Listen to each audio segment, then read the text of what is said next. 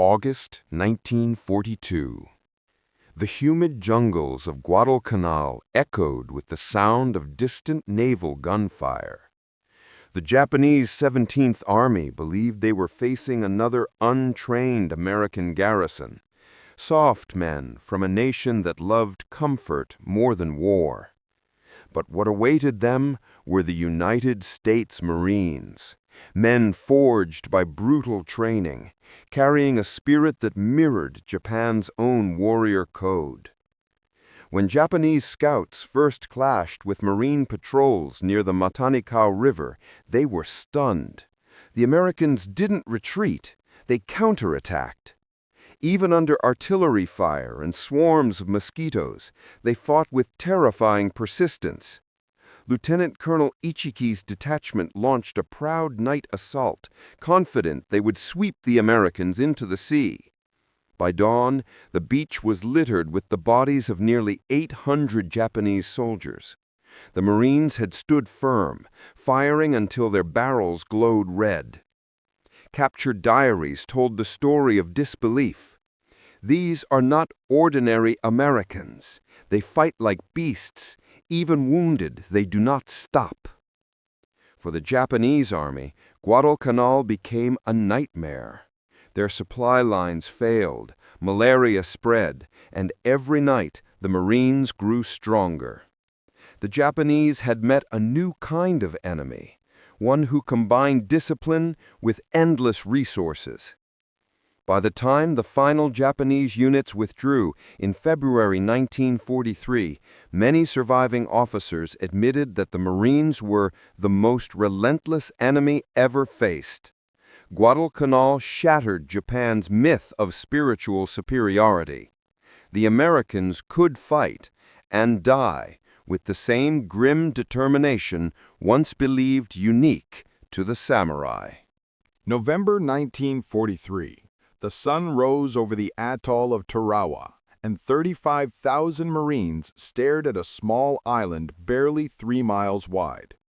Behind its beaches waited over 4,500 elite Japanese defenders who had sworn to kill 10 Americans each before dying. They believed Tarawa would become the graveyard of the Marines. When the first landing craft hit the reefs and stuck, the Japanese opened fire. Machine guns, mortars, and artillery turned the lagoon into a slaughter zone.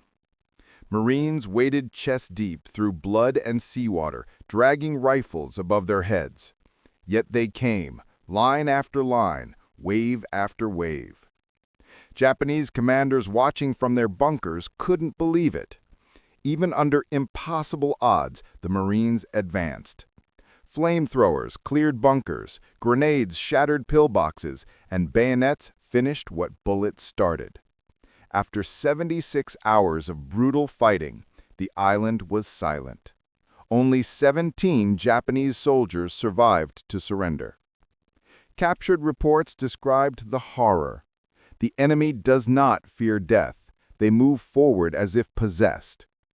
For the first time, Japanese strategists began to fear not just American weapons, but American will. Tarawa proved that the Marines were not simply soldiers, they were a machine of determination. The Japanese called the battle a storm of steel and fire. What they once thought of as weakness, American compassion, teamwork, care for the wounded, became terrifying strength. Tarawa's sands taught Japan that the Marines would take any island, no matter the cost. By mid-1944, the Marines were unstoppable. On Saipan, 30,000 Japanese soldiers prepared for the ultimate stand. Emperor Hirohito had declared the island vital to Japan's defense. General Saito told his men, "We will die here to delay the enemy's approach." But the Marines didn't stop. They landed under artillery rain and pushed uphill through caves and jungles. Tanks burned, men fell, yet the advance continued.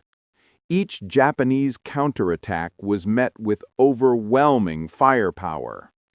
The Marines moved like a tide, steady, silent, and impossible to turn back.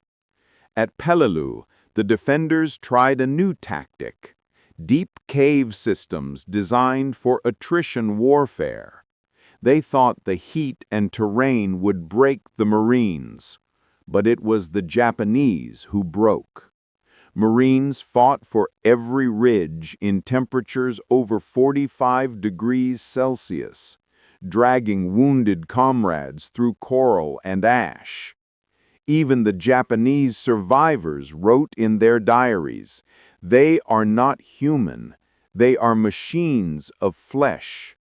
For Japanese officers, these battles were terrifying lessons. The Marines adapted faster, fought smarter, and coordinated with naval and air power in a way Japan could not match. They weren't just warriors. They were the embodiment of industrial war perfected through discipline. By the end of Saipan, the emperor's own staff realized Japan's defeat was inevitable.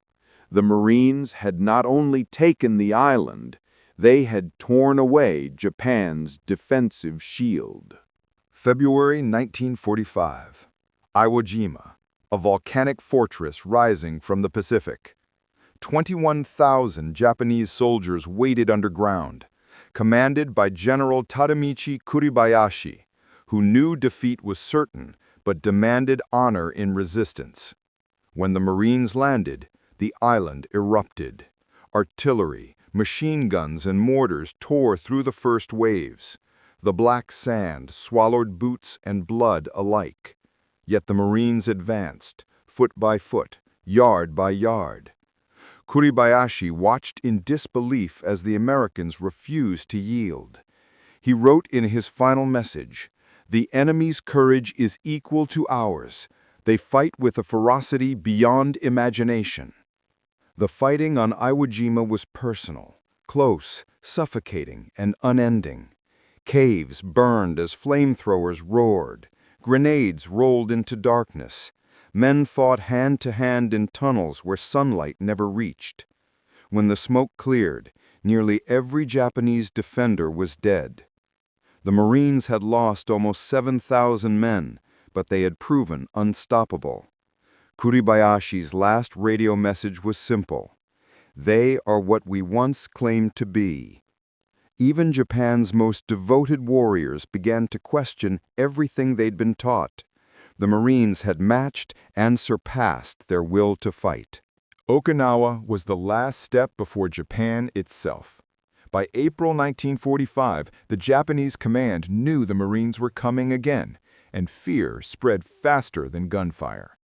More than 100,000 defenders prepared to die, but many officers quietly admitted the truth. Facing the Marines meant annihilation. When the battle began, the Marines fought through rain, mud, and endless artillery. Kamikazes struck ships offshore. Civilians were trapped in crossfire, and the island turned into hell itself. Yet the Marines advanced relentlessly. Japanese soldiers wrote in despair, "They fight as we once dreamed our samurai would. They do not break, they do not rest." By the time Okinawa ended, Japan's high command no longer believed in victory, only survival. The Marines had become symbols of an enemy who fought not for glory, but for duty and brotherhood. The Japanese army, raised on the myth of spiritual superiority, realized it had met an opponent who understood sacrifice just as deeply. After the war, captured officers confessed in interviews, "We hated the Marines because we respected them the most." In the jungles and beaches of the Pacific, hatred had turned to a reluctant admiration. The Japanese had learned that the Marines' strength was not in cruelty, but in courage, a quiet, unyielding courage that no amount of propaganda could destroy.